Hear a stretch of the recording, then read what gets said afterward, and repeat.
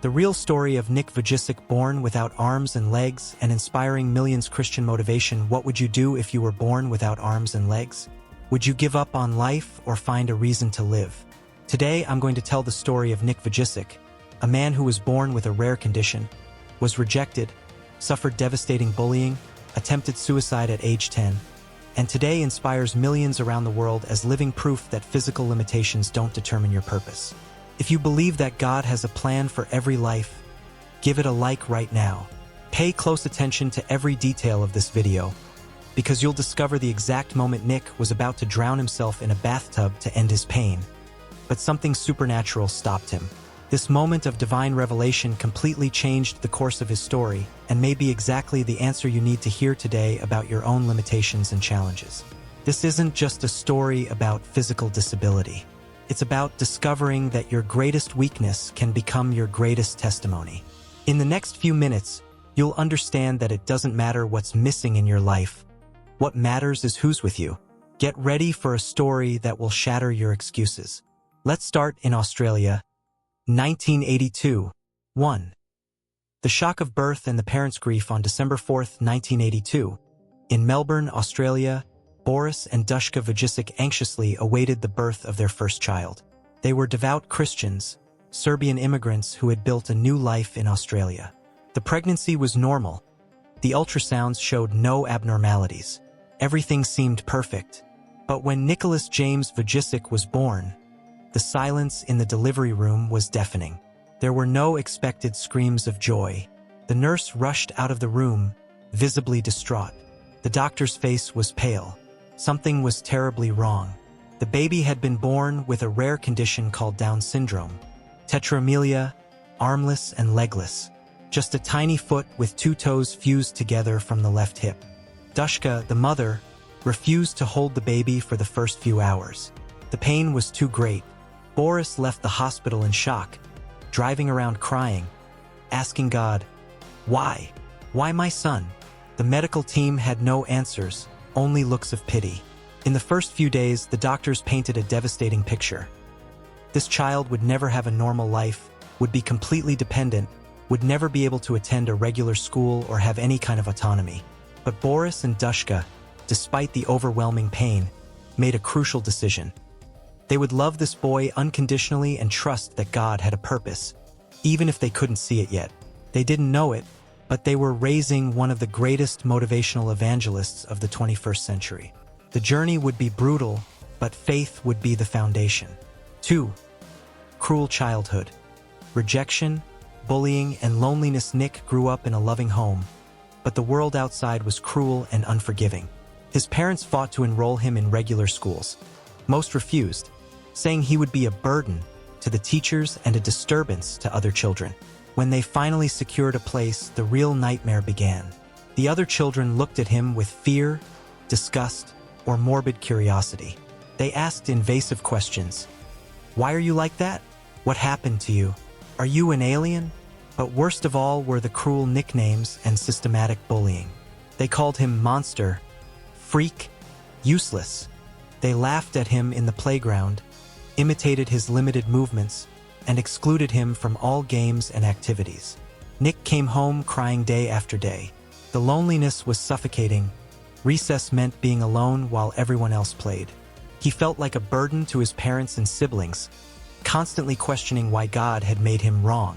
Each morning, he woke up hoping it was just it was a nightmare, but reality remained. No arms, no legs, no hope. He developed deep depression as a child. He felt useless, without purpose, without a future. He thought, "I'll never get a job. No one will love me. I'll never get married or have a family. What's the point of living anymore?"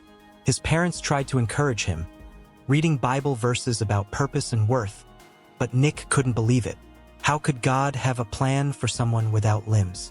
The anguish grew with each passing day, and at age 10, Nick made the darkest decision of his life. He would try to end it all. 3. The bathtub of despair. When death seemed the only way out, Nick was only 10 years old when he meticulously planned his own suicide. He thought, "I'm a burden to my family.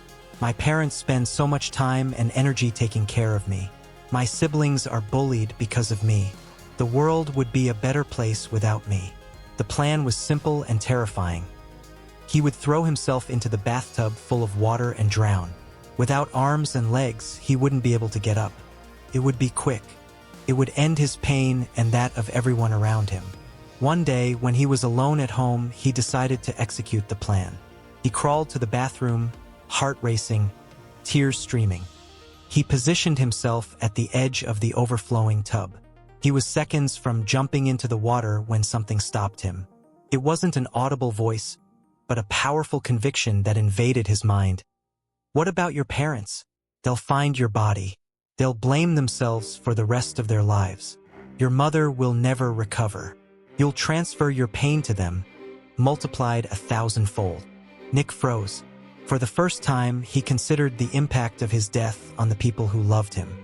He realized he was being selfish, thinking only of escaping his grief without considering the devastation he would leave behind.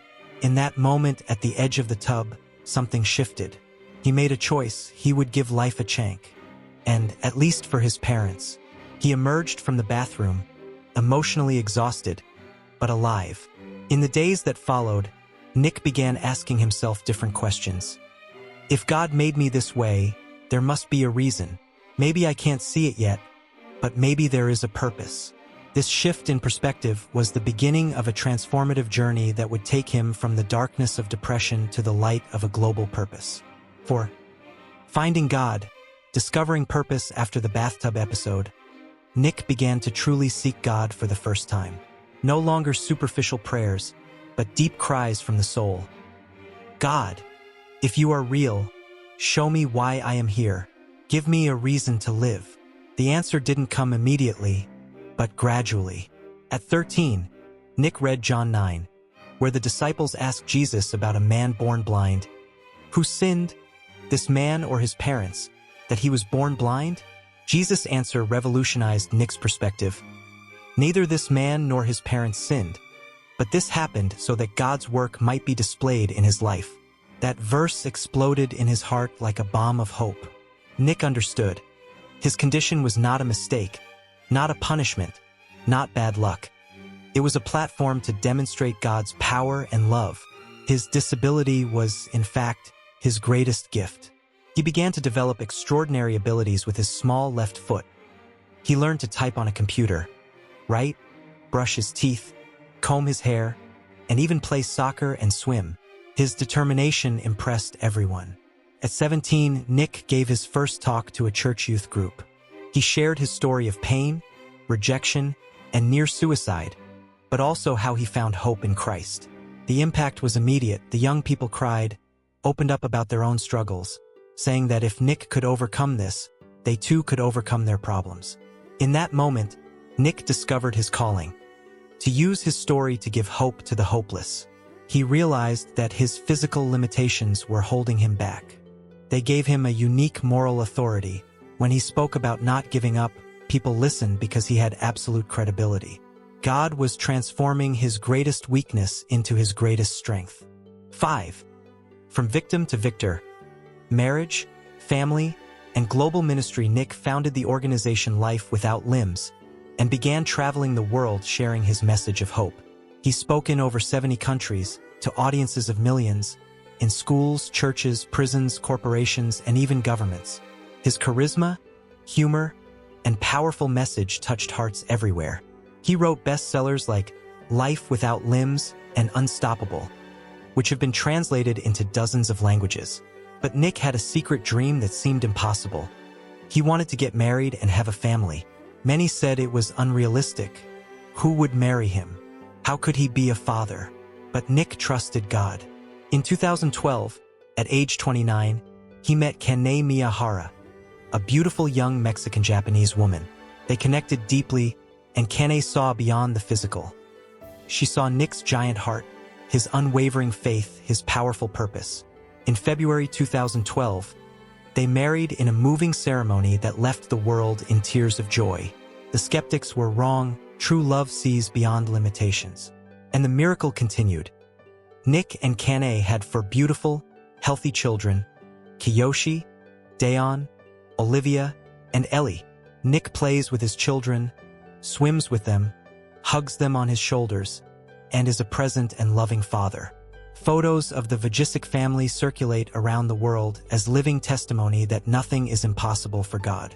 That boy who wanted to drown at age 10 now has a beautiful family, a global ministry impacting millions, and a message that resonates across every continent. Your limitations don't define you, but your purpose does. Nick proved that life without limits doesn't mean life without limbs. It means life without mental barriers, without excuses, without conformity. He lives what he preaches. 6. What's your excuse? Accept the challenge of living without limits. Nick Vujicic is now over 40 and continues to transform lives around the world. He surfs, dives, plays golf, flies a modified airplane, and lives a fuller life than millions of people with all their limbs intact. His message is clear and challenging. If God can use a man with no arms and no legs to touch millions, imagine what he can do with you, who have everything. Now I ask you directly, what's your excuse? What's stopping you from living the purpose God intended for your life? Is it your appearance? Your financial situation? Your lack of formal education? Your past? Your mistakes? A trauma you suffered? Nick had every reason in the world to give up, but he chose to trust that God doesn't make mistakes. What if you stopped focusing on what's missing in your life and started using what you have? Nick has no hands, but he writes books.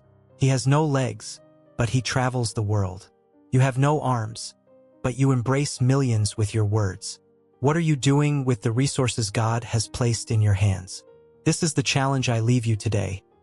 Identify a limitation you've been using as an excuse, and this week, do something that proves that limitation doesn't control you.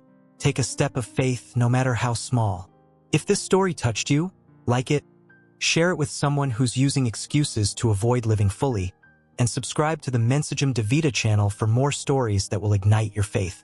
And in the comments, complete this sentence. My excuse was underscore. But from today on, I'm going to Be courageous, be specific, be honest. May God break the invisible chains that bind you. Remember, there are no limits for those who trust in the God of the impossible. Your story of victory begins now.